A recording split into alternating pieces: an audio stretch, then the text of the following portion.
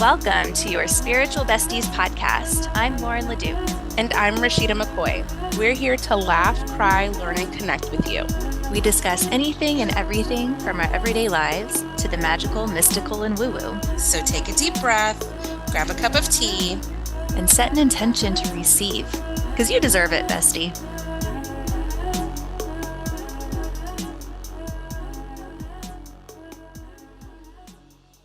Hey, bestie. Today, Lauren. I feel good today. I'll be honest, we're going to talk about being in a funk for today, but I feel like I've been in a little bit of a funk. And the last couple of days, I felt a little more myself, I guess. Yeah, that's good. If that good. makes sense. Yeah, it does make sense. Yeah. What do you think these funks come from? I know it's different for everyone, but what about you? Like, how do you think it comes about? Yeah. I was thinking about it in the context of chakras, because I think of a lot of things within that context, and that is like how our conversation is structured today. So I think it comes from a lot of different things, right? A lot of times it comes from external factors, and sometimes it's these like internal existential crises and things like that. But I do think they correspond with these energy centers. And I actually think what I've been feeling, besides like just physically not feeling my best this year, although I feel better now, which would be root related, is probably for me a very, very mild midlife crisis. Well, you had a big year come up, Lauren. I mean, that makes sense. Yeah. I was kind of looking at how people define that, and it's really about like a sudden drop in confidence. That's like one of the main factors, and kind of wondering about purpose. That's another one. And both of those, to me, I think purpose can live in a couple of different chakras.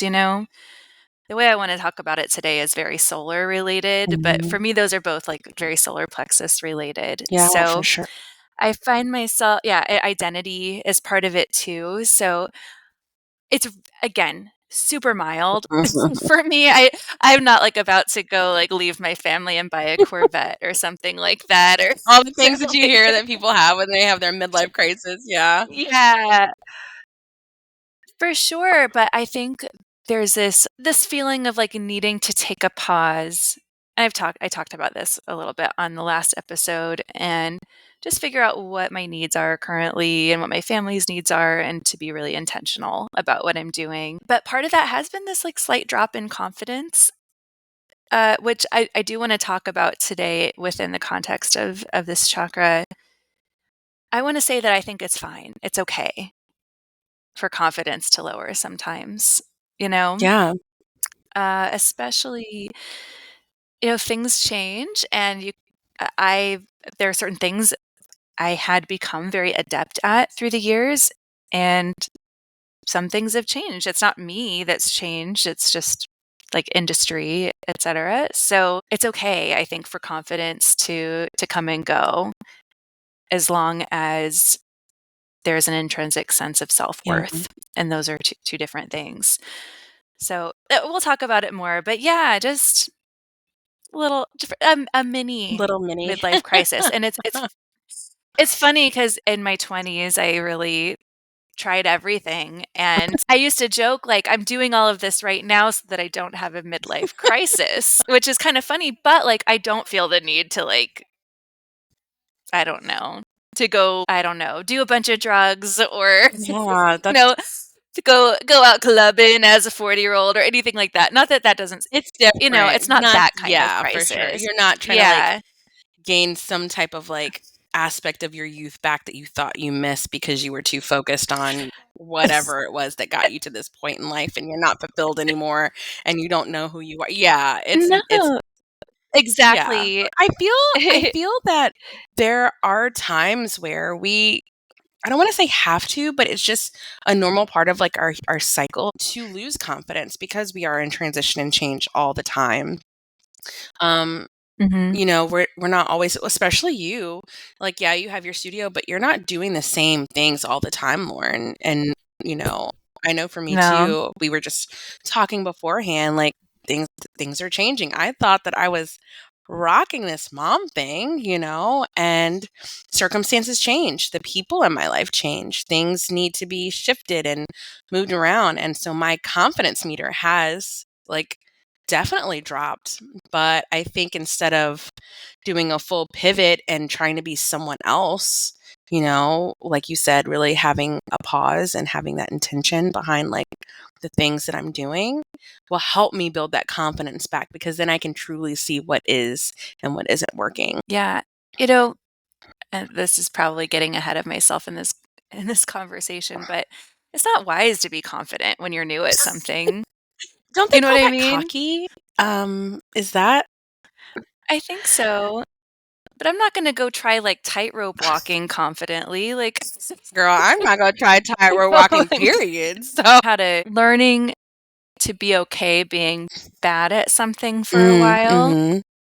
is more important than being confident, because then you earn the Yeah. confidence Well, I after like what you practicing. said. I like what you said. You said learning to be okay with being bad at something. But what does that mean? You're actually trying something. You're stepping outside of your comfort zone. Mhm. You're taking action on it. You're actually doing the thing that's going to bring you towards that step where you're like, okay, I'm not tooting my own horn, but I'm kind of a badass now.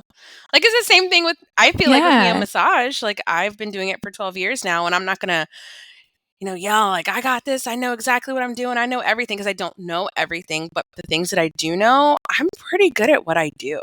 And I can go into a session really confident that I can help this person.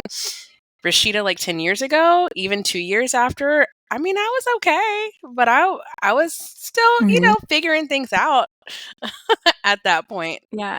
I also say that approach of, being okay with not being so great at something, it fosters more of, a lightness and probably better performance, in my opinion, than being really worried about being bad. So just to ground this into some context like you did, I train yoga teachers every year, and I tell them, it's okay to not be good at this yet. This is brand new for you. If you have great teachers, they make it look easy, but it's not easy. And the more in their heads they are, and the more attached they are to a great outcome when they haven't learned what they need to learn yet and haven't had enough practice yet, it generally provides a worse outcome than trying it, knowing maybe it's not going to be the best, but having a positive attitude, Mhm. I'll see somebody say the wrong word and they just all of a sudden they start spiraling, and then they say, keep misspeaking, and then they'll stop and kind of laugh, but it's not a really funny laugh. It's Yeah. uncomfortable laugh. And yeah, and it's because they're really attached to being good when they're just not quite there yet, and that's okay. Um, but I tell them, even teachers with a ton of practice, we mess up our words all the time. I do every single class, but it's how do you handle it? And You also know? too, as someone that's on the receiving end, I have been in many workshops, many classes, not yoga, but just in general. People will say the wrong thing, or they'll not do the right thing. And if I peep it, okay, I'll be like, all right, that wasn't right. But it's not like I'm sitting there like, oh my gosh, she said the wrong thing. Oh, she did that thing. I'm past it. You know what I mean? I'm the only one that truly hold that and Yeah. create that kind of negative, icky energy around that. I did the line dancing last night, which was interesting. And the teacher, she had a bum knee, but she's like, I'm doing this thing. And to be honest, she was upfront. She's like, y'all, I'm the one that's usually doing the dancing. I'm not the one teaching. And I could see that she was not comfortable teaching the line dance. But you know what? We were all there having fun. She wasn't taking, she would eat, I always, sure enough, she missed it, but we weren't, we were all still having fun. We do it.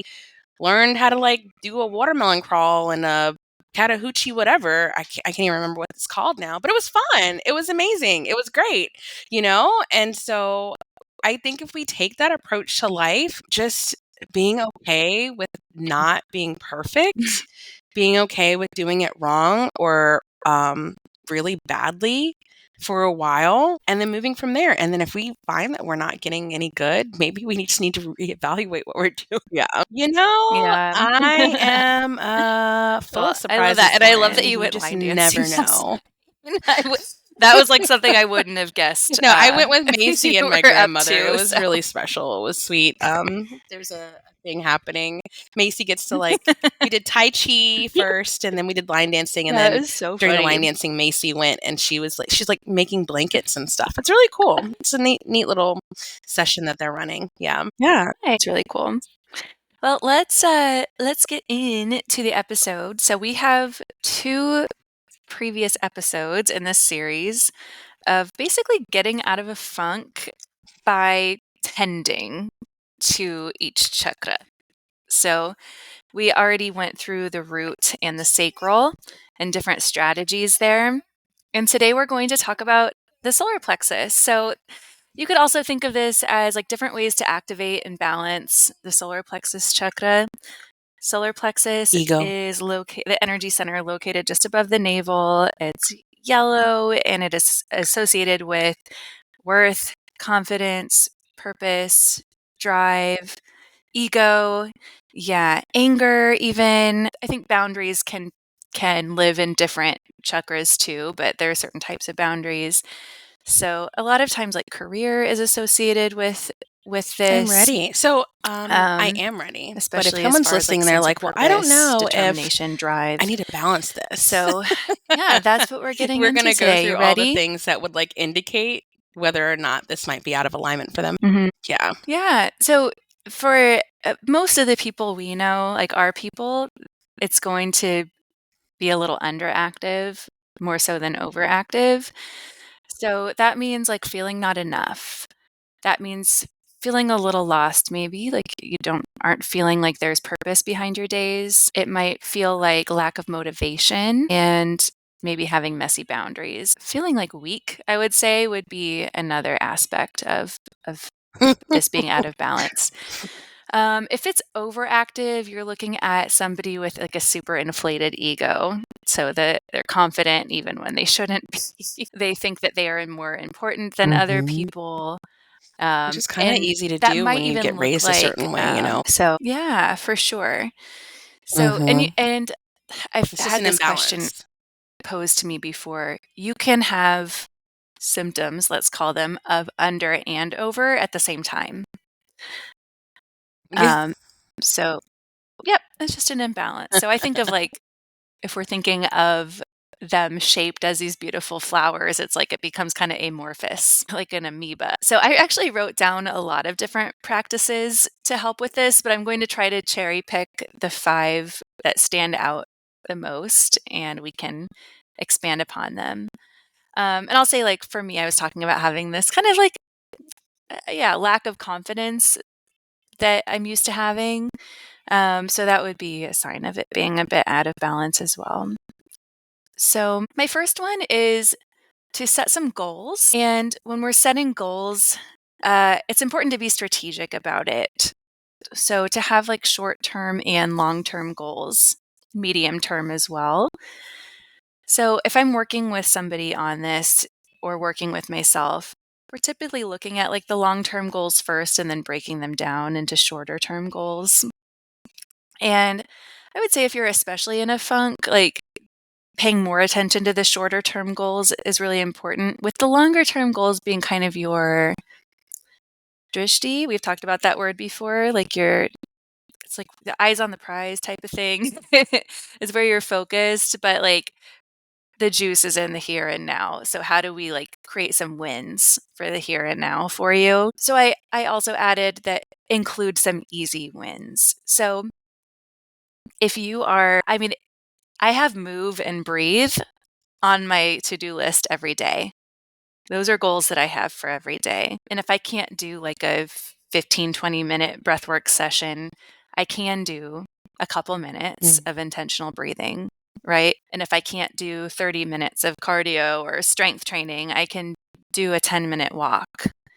So I try to leave those fairly open-ended, although I have a that's more really good. I strategic feel like plan underneath so that I sometimes in can our check those space we off and think feel like I that accomplished having something goals that is a bit day. too masculine, and so we're You not know? going to do that. How does that resonate with But you? when you're wandering aimlessly towards this whatever dream or this whatever, you're not really giving yourself or clearing a real nice path for yourself to get there. And so you'll be on this like wave of just like trying this and trying that and flitting here and flitting there. And that journey could be wonderful and great. But when we think about the energetics behind that, like you're wasting a lot of energy on things that might really not have been meant for you. Could you use it along your path? I feel like, yes, everything we do, we can use on our path. But if we are really like, in a way, goal oriented, we kind of create boundaries so we know exactly what to like move in and work through. And we kind of create this path for ourselves. And there are pit stops along every path, right? There are pretty flowers and there's beautiful trees and there might be a creek down the way of any particular path, and you can go off on that and you can always come back. But if you have like, Mhm. when you go off and you're like, oh, I've been at this creek for like too many days, it's time to get back to my drishti. It's trying to get back to my goal, my focus. I don't want to say streamlined because it's not, but it just gives us more purpose, a feeling of purpose, instead of just kind of like being all free and floaty.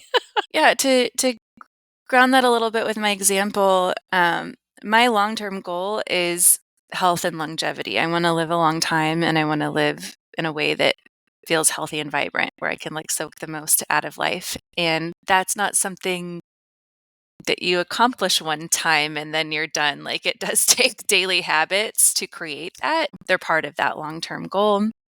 Yes. Um, And this is also like so when we think yeah, about, I can't just, like, obviously manifest this my is your way spiritual into besties. We health. love Like, I talking about can't this stuff, visualize but we're myself into health. I have very to do physical. stuff. We have physical bodies. We're very I had to human, do and it. we have to do those human things, that will help support us in our spirituality, even though it's all intertwined, right? But I think it's important to talk about that. Yeah, for sure. And this next one's sort of an offshoot of the first one, which is writing a to-do list. I think it can be really nice to put things in writing. I will do it on my phone sometimes, but I do have an agenda or journal where I write my to-do list for the week, usually on Sundays. I would say, like, if you're in a funk, don't write like a 20-point to-do list for each day. Like, that's not going to serve you. Do something that's attainable. Are there 3 things? Are there 5 things that you know you can cross off? Great. And in addition to that, I like taking a little bit of time at the end of the day to think about what I did that day. So, not just like what I'm going to do and what I'm checking off, but like I really go through the mental checklist of like, what did I actually do? Because there are some days that, especially with kids and stuff, where they don't feel that productive necessarily. But then when I go back through and really think about it, I'm like, wow, like I served in so many ways Yeah, I really today. like that. I And tried in especially so when you many said don't ways. I loved in don't so give many yourself 20 things ways. to do And I think in that's worth a honoring. in a day, especially if you're in this funk. And I think that's so important. And also too, for those of us who don't really have like the focus to like, or we get overwhelmed or have anxiety around this long particular list. I know that was me. I thought, okay, I had to like write my goals down and it had to be these bullet points and it has to be this and that. And then I would look at it and be like, okay, well, I guess I'll just go do something else. And so, because I was doing that, I was just putting too much on my plate. But I've gotten to the point, like you do, Lauren. It's not every Sunday, but at some point in my week, I will make a to do list Mhm. and I'll just unload everything that's in my head that I want to get done, that I need to get done. And then I will keep that list around. And every day I'll come to it and say, okay, what can I do? And if the list has to like be put over to the next week, then it just gets put over to the next week. But I love having like that kind of plan for the day. Yeah, it is helpful. And I think, based on the person, you may need more or less structure, and figuring out Mm. that out for yourself is important. So I love that. The next one I added was more physical. Okay. So I added resistance training, but it can be any like difficult movement, really, or like strengthening movement. So we went over movement in the root Okay. chakra because the body is an important, like taking care of the body is an important aspect of that one. But for this one, I'm particularly talking about strengthening. Yeah. And I have a chapter in this in my book, but it's to become strong, you have to have resistance. If everything is easy all the time, you don't gain strength. It just doesn't work that way. So I know I'm talking about the physical right now, Yeah. but it's all very metaphorical too. So anything that's going to help you feel strong increases worth and confidence, in my opinion, or that's been my experience for sure. It's really hard to live your life feeling weak, especially when there's a lot you want to do. So that doesn't necessarily have to look like weight lifting, but it might be like, okay, instead of an easeful walk, I'm going to walk uphill, right? Or might be like, instead of yin yoga, I'm going to do vinyasa yoga today or hatha yoga. So there are different ways to cultivate that strength, but Mhm. it pays dividends in your life because it lets you know, one, I can do hard things, Yes. and two, the hard things don't last forever, and three, the hard things become easier over time because I'm stronger. So that one I love, and that made such a huge impact in my life when I really started focusing on my yoga practice. It was the first time I had felt strong in years, and it was like the strongest actually I had ever felt. And it really spread to other areas of my life. And I was able to, like we were talking about, approach things knowing I might not Yeah, be and able I to think do this is them just or a might great not be very good at indicator. them at Again, it first, kind and of know like that if plays I back keep into the showing first thing up, we were that I'll talking get about, but stronger and maybe eventually be able to master it. resistance training or trying hard So, things or going for that extra thing that's going to cause you maybe to sweat a little bit or get your heart rate up, or you're just like, there's no way in the world I can do that. For instance, there's this park for me that I take Macy to, and they have this really cool walking trail, but it's literally like uphill, you come across, and then it's downhill, and then like circles at the bottom, and then it's like up. And this hill is like steep. And the first time I was doing it, like I had to stop so many times. And I mean, it sucked. My calves were on fire. It sucked. I was breathing really heavy at the top. But as I kept doing it, I realized, oh shit. Like I didn't have to stop halfway this time. I actually can get to the top. Now, am I walking a little bit slower to come around to the down part? Yeah, but at the same time, I'm pushing myself in a way that I can actually see progress. And what better way to build like that confidence and that self-worth, knowing that like, damn, you did this on your own accord. Like you can do this. You have the power to push through. And like you said, Lauren, like it it sucks. It's hard. But having that, feeling of just mhm, accomplishment and like, hell yeah, I can do this is worth it. And it, really mhm, taps into that solar plexus. Mm-hmm. yeah. It's nice to practice it in that way too, because the stakes are Right. low, right? Like whether or not you go up that hill isn't going to have a lot of like consequence in your life necessarily, but No, I you doing that agree. over and And over like we is can look at going to this in any have a aspect. huge Like as you positive were saying that, effect in so many what are different ways ways, like, not just especially physically, if we feel like we you might be know? feeling stuck in this area, in our confidence and self-worth, what are things that we're just like not deciding to do? Like what are things that we're like kind of like turning our back on that we know we probably can do it, but it just seems so hard right now. And maybe taking that is like what is activating this particular center, like just that motion forward, just like the actual like, okay, I'm gonna do Mhm. this thing, and it just gets you over this like, yes, yes, yeah, for sure, Yes. yes, Yeah. It's like yes, getting out of the inertia. It takes like kinetic energy, right? It takes that like spark of something to move forward. And that might not mean strength training or walking up a hill. That might mean, okay, I'm going to make that therapist appointment that I've been putting off for a long time. Or it might mean like I'm going to have that hard conversation with my yes, just partner that I've taking been that, putting off for a long time. Or I'm going to sign up for that yoga yes, but class that once I've you been do kind of it, wanting to once do, you but have start like it, You know what I And mean? even if Or you like fall off from clean out time the to time, closet that 'cause I've been that's, I mean, procrastinating. hello, that's me.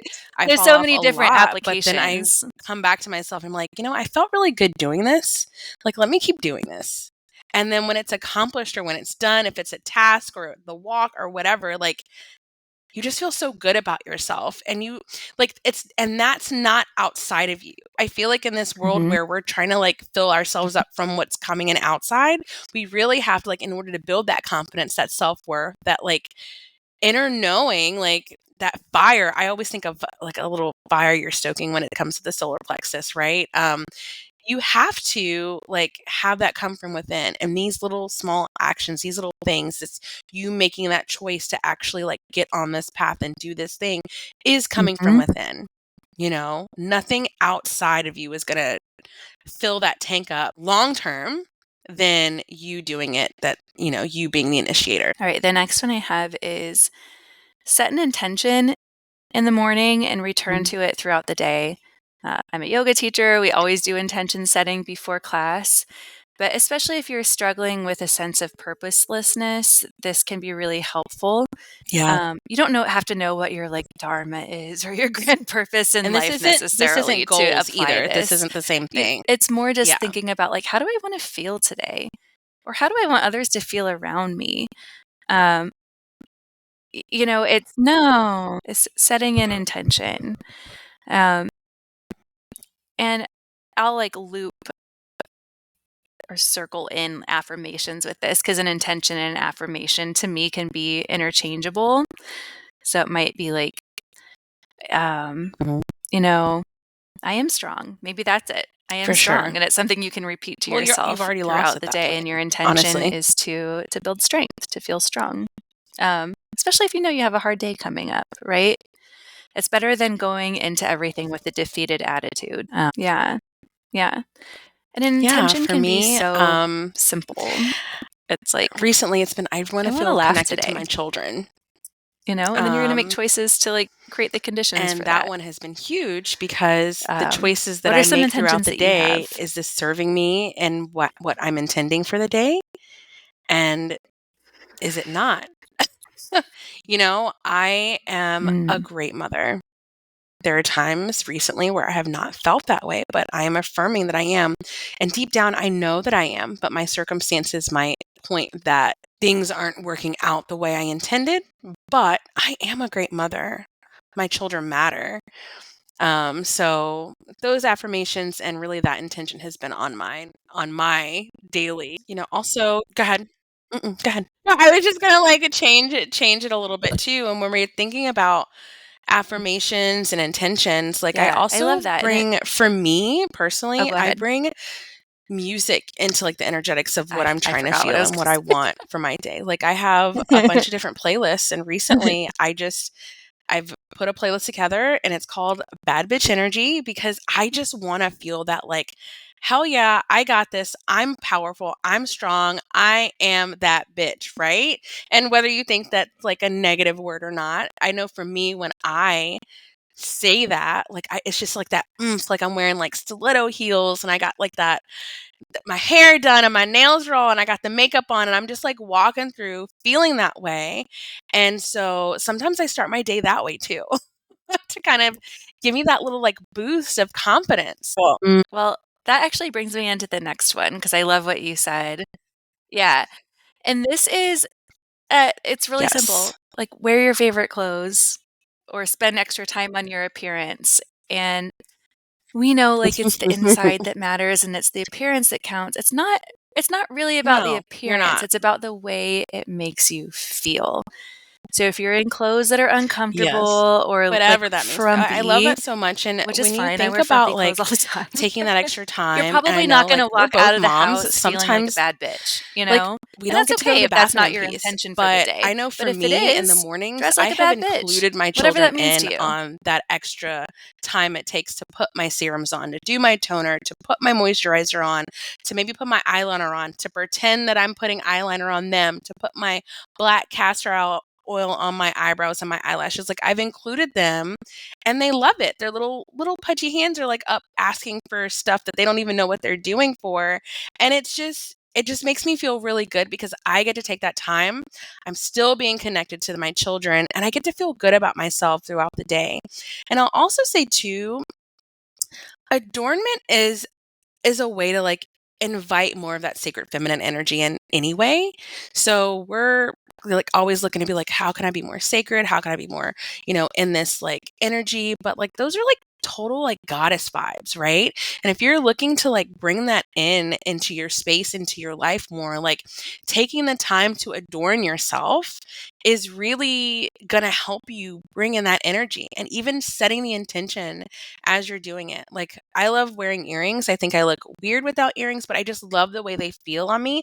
I love having things in my hair. I love adorning my hair. I love taking the time to have those things, not just to do it, but I just really feel like I'm embodying a little bit more of my sacred feminine, that essence, that like, just like that femininity, when I take the time to do those things. And don't get me started when I can like throw some lines on my eyes. Like, it just feels really good. And if we're talking about the solar plexus, we're talking about confidence and self-worth, all of that plays a part in that. Do I need those things? No, I don't need it. Does it make me feel good? Is that coming in from the inside to like help me like shine my light a little bit brighter? Yes. Yeah, I love that. I'll add a couple things to that. The first is one of my favorite quotes from RuPaul, who actually got it from a queen a long time ago, but it's, "We're all born naked and the rest is drag." So we get to choose like how we present ourselves to ourselves and the world, and everyone is making that choice every single day. It's not just a fabulous drag queen, who spends hours getting I love ready that. and is putting Exactly. The together a look. frequency. Mhm. But we're all deciding that, whether or not, like, unconsciously or consciously, every day, of like what frequency we're emitting by our appearance, right? Yeah. So that's one thing. And the second is just to refer back to our episode with Susanna Merrick, who is our aura aware. If you want to play more with this idea within a structure, she has such a beautiful system for thinking about, like, how do I want to feel today? How do I want to present myself to the world? Like, what aura color does that correspond with? And how do I put together a fit that will express that? Yes. So I love that. Like, one example, I can't remember the Yes, and it's corresponding all aura like color. it's Maybe all just it's like orange, but it's adornment. like It's it's all like just masculine. It's like, adding layers to this okay, like maybe physical I'm wearing body a that we floral get to dress, but I'm going to have, throw a and leather like jacket on what are top we of going to it, and take that's going to give from it, me that right? It's not little what bit anyone of an else is going to edge take to from it. It's feel what like you're going to how I take, want to because feel Lauren, someone today. might be like, girl, that does not go. But you know what it means to you, right? You know how it's making you feel. And I think when we really like look into like setting our intentions in the morning and coming from that place, it doesn't necessarily matter too much, the outside noise. We can still like feel like our intentions, what we're trying to do, soak that in and be that frequency that we're trying to set, for sure. Yeah, I love that. Okay. I think this will be the last one I share, which is ask a friend, like a friend that you care about, to share your strengths and superpowers or superpowers with you. And like we've talked about, Yes, for sure. Don't go up to a a stranger lot of times and just be like, self-worth, what do you think? confidence come from the inside, but I think it's important to get outside. It's important to get that outside opinion as well from people who love you and want the best for you. You're not asking necessarily about physical things, although if they tell you you have a great ass, like, great. That can feel really good too. But like, Might get a bit yeah, what are the things conceited. that make you Yeah, a special? And little it can bit. be really beautiful and touching to hear that from someone else's eyes. And it's what you don't ask somebody that every day, right? Because it feels a little yeah, it's a little desperate. But I think just really confiding in somebody that you love and asking them that and maybe letting them know why. I've done it before, usually as part of an assignment, but the Hmm. the results are really beautiful. No, And I love this a so lot of much, and times, the I reason definitely that agree. I know outside before we started our training, there was an exercise that opinion asked or this, or maybe we viewpoint were into it a little bit, is so that important asked, is like, because we oftentimes had they to see ask like things that you 3 can't see. friends or something like that. And I was very shocked by what my friends said about me, because I never saw myself in the way that they see me, and all of the strengths that they listed and all of like these traits. I was like, wow, okay. And some of them too, like, I'm like, this is what I totally want to give off, and this is totally the kind of friend I want to be. But also as well, seeing these other things that I don't necessarily think about when I'm in my friend groups, and I think this is such a huge eye-opening practice to have, maybe once a year, maybe every couple years, whatever the case may be, with someone in your inner circle. That way, they can help fill that tank a little bit. And also too, like, I think it's the opposite, Lauren, as well. Like, when we might be getting signs from the universe or people around us that we're just like being like, I mean, I'm never an asshole, but just, you might be getting these hits that you might be coming across a certain type of way. Like, having that person who's going to be upfront and honest with you to kind of help you put things in check as well. Like, I'm not intending this, but this is what's been said to me. What's your opinion on this? And knowing that they're just not going to tell you what you want to hear, because I see that a lot in friendships. Like, that's why it's so important to have like that inner circle. So someone's like super honest and raw and real with you, but they come from a compassionate and loving way. And I think that's so important. So I love this practice. Yeah. Yeah, I'll add to that because when I wrote this, it was kind of coming from the place of an underinflated or a weaker solar plexus, but it's good to do both. One of the assignments my teacher trainees have, it's from their philosophy book, Living the Sutras, is to ask someone else who cares about them their strengths and weaknesses, and to write down how they see their own strengths and weaknesses as well. And I have found that both have been equally important in someone's journey of like self-discovery and development, because especially the people that I work with, generally their weaknesses point to their strengths and help them refine their strengths. So, to give an example, someone's weakness that their friend or partner, whoever points out, is that they Right. can be people pleasers, right? Or maybe that they have like poor boundaries or something like that. And typically that just points to that person being really giving. And And that's that's, usually like, one of even their tapping into strengths. the You know what self, I even mean? tapping into like what it is that So it I'm helps them figure truly out, like, wanting. okay, I think a how do lot of I this like comes from continue the fact to that maybe exhibit this sometimes we're strength or like not superpower while turning creating in like proper and really boundaries asking and ourselves respecting these myself more, questions, you which know? is such a great lens to have look at the chakra system, because it kind of gives you like a guideline of like what to look at. But I love this exercise and practice so much, because you're right. I feel like a lot of our weaknesses are our strengths, just in an unaligned way. It's just not, there's just something off about it. Every light has a shadow and every shadow has a light. And by looking at the shadows, we can refine. We can be kinder to ourselves and to others.